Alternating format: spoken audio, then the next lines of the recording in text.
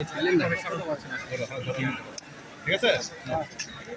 বাংলাদেশ যখন ফেসিবাদের অন্ধকারে হারিয়ে গেল, ঠিক সেই সময়টাতে যিনি তার আকর্ষণীয়তার গোড়াগুলির কারণে বাংলাদেশের সকল বিরোধী মতের রাজনৈতিক ব্যক্তি এবং মতাদর্শী সাধারণ মানুষের জন্য সর্বশেষ আশ্রয়স্থল হিসেবে রাজনীতিতে বিরোধাভান ছিলেন এবং নিজেকে তার দৃঢ়তার জায়গায় প্রতিষ্ঠিত করে রাখতে পেরেছিলেন।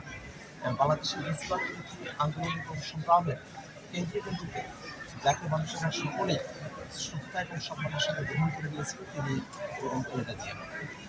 তিনি একজন গৃহিণী থেকে পুরোদস্ত রাজনীতিবিদ হয়ে ওঠা এতে বাংলাদেশের জন্য তার ঘনিষ্ঠ প্রতিশ্রুতি তিনি জারি করেছিলেন। আমরা ইতিহাসের সময় সময় আমরা খেয়াল করে দেখেছি যে বাংলাদেশটাকে ভারতের আধিপত্যবাদ মুক্ত রাখতে, দিল্লির আধিপত্যবাদ মুক্ত রাখতে তিনি সোচ্চার ভূমিকা তিনি পালন করেছেন। তিনি এমন সময়ে বাংলাদেশের হাল ধরেছিলেন যে সময়টাতে বাংলাদেশ খুবই টালমাটাল পরিস্থিতির মধ্যে দিয়েছিল এবং সেই সময় থেকে বাংলাদেশকে একটা স্থিতিশীল রাজনীতির অগ্রসর করা, সেক্ষেত্রে তার ভূমিকা অগ্রগণ্য।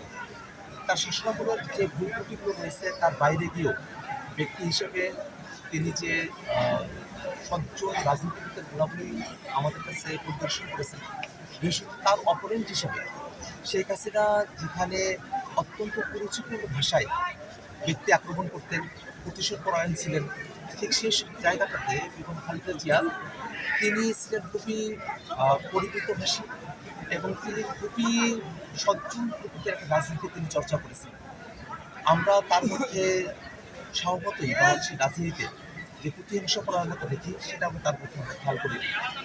এই প্রত্যেকটা গুণাবলী যার মধ্যে সন্নিবেশিত হয়েছিল এবং যিনি আসলে তার আকর্ষণীয়তার কারণেই সময় পর্যন্ত নির্যাতন নিপীড়ন সহ্য করেছেন।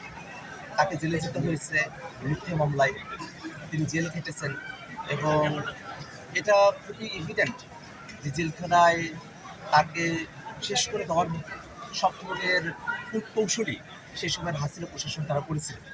তারপরেও তিনি যে আপোষ না করে তিনি যে গণতন্ত্রের সংগ্রামকে তিনি জারি রাখলেন, তিনি যে 2014 সালে একটা ডিসিশন নিলেন নির্বাচনে অংশগ্রহণ না করার এবং এই আওয়ামী লীগকে টেস্ট করানোর জন্য আওয়ামী লীগ যে আসলেই একটা গ্রহণযোগ্য নির্বাচন উপহার দিতে পারে না, সে কারণে যে 18 নির্বাচনে তার অংশগ্রহণ এবং পরবর্তীতে 24-এর ইলেকশনে অর্জন করার মতো মানসিকতা রাখা একটা রাজনৈতিক দলের জন্য তিনটা ইলেকশন সেটাকে আসলে বাইপাস করে যাওয়া এটা সহজ এবং কোনোভাবেই এটা কোনো সহজতর সিদ্ধান্ত ছিল না।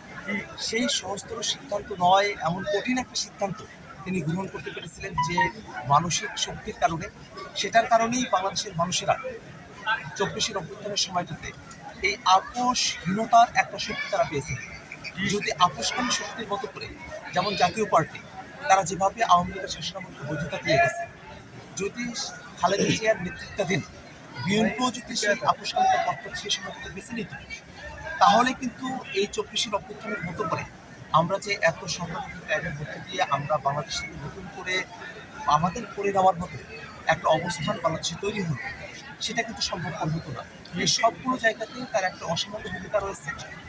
রাজনৈতিক জীবনের গুরুত্বপূর্ণ অংশ থাকবে, রাষ্ট্র পরিচালনা করার ক্ষেত্রটাতে অনেক ধরনের ব্যত্যয়, অনেক ধরনের ঘাটতির জায়গা থাকবে, কিন্তু রাজনীতিতে সঠিক সিদ্ধান্ত গ্রহণ করা বিশেষত ফেসিবাদের সময়কালে এবং নিজের দল অস্তিত্বহীন হয়ে যেতে পারে এমন একটা সময়ও, নিজে মারা যেতে পারে, নিজে শেষ হয়ে যেতে পারে, তাকে জেলখানায় পশুবদ্ধ হতে পারে এমন একটা সময়টাতে তিনি এই সিদ্ধান্ত গ্রহণ করতে পেরেছিলেন। তার জন্য আমরা তার কাছে কৃতজ্ঞতা জানাই।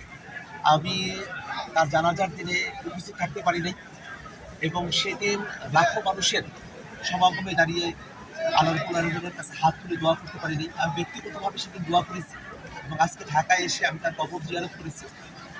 আমি মনে করি যে বাংলাদেশের মানুষেরা, আমি দেখছি এখানে রাজনৈতিক মানুষেরা যারা হয়তো কিন্তু রাজনীতি করেন না, কিন্তু সাধারণ মানুষ যারা এই 16টা বছর ধরে খালেদা জিয়ার সংগ্রামটা দেখেছে, হয়তো যারা আমাদের মতো তরুণ না, যারা একটু প্রাপ্য, তারা হয়তো অতীতের সংগ্রামটাও দেখেছেন, তারা যে সকলে আসছেন তাদের শ্রদ্ধার বহিঃপ্রকাশ ঘটাচ্ছেন এবং এখানে আমাদের বিশৃঙ্খলার মতো মানুষকে করতে হচ্ছে না, সকলে খুবই সুশৃঙ্খলভাবে যে শ্রদ্ধা।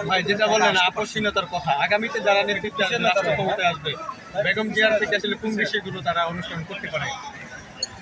একজন রাজনীতিবিদ হিসেবে বিগত সময়টিতে দৃঢ়তা রক্ষা করা এবং সমস্ত ঝুঁকি থাকা সত্ত্বেও আপোষহীনতাকে এবং দেশের স্বাধীনতা সার্বভৌমত্বকে প্রধান করে দেখার যে মানসিকতা, সেটা যেন বাংলাদেশের সকল রাজনীতিবিদদের মধ্যে সঞ্চারিত হয়। এই গুণাবলী আমরা তার থেকে শিখতে পারি। আমরা তার থেকে শিখতে পারি কীভাবে এমন একজন নিষ্ঠুর, এমন একজন কটুভাষী, একজন ব্যক্তি বিপরীতকারী অত্যন্ত সচ্ছল ভাষায় এবং প্রতিশোধ পরায়ণ না হয়েও রাজনীতিতে টিকে থাকা যায়, রাজনীতি করা যায় এবং মানুষের শ্রদ্ধা ভালোবাসা নিয়ে শেষ দিন পর্যন্ত দেশের মাটিতে থেকে এই দেশে জীবন দিয়ে দেশের মাটিতে গৃহপ্রবেশ রেখে মানুষের কাছে অমর হয়ে থাকা যায়। তেমন গুণাবলীগুলো আমরা তার থেকে শিখতে পারি। আমরা এই বাংলাদেশের মানুষেরা দলমত নির্বিশেষে যারা ফেসিবাদ বিরোধী আন্দোলনে আমরা সংগ্রামে আমরা অবতীর্ণ হয়েছিলাম, আমরা তার কাছে আমরা কৃতজ্ঞতা জানাই এবং আল্লাহ রাব্বুল আলামিনের কাছে আমরা দোয়া করি তার সমস্ত ভুল ত্রুটিগুলোকে ক্ষমা করে দিয়ে আল্লাহ রাব্বুল আলামিন এই বাংলাদেশের জন্যে খালেদা জিয়া যেভাবে নিজের জীবনকে বাঁচিয়ে রেখেছিলেন, শুধু সেই একটা জায়গাও যদি আল্লাহ রাব্বুল আলামিন বিবেচনা করেন, সেই জায়গা থেকেও এত মানুষের ভালোবাসা তার সঙ্গে আছে, সেই বিবেচনার জায়গা থেকে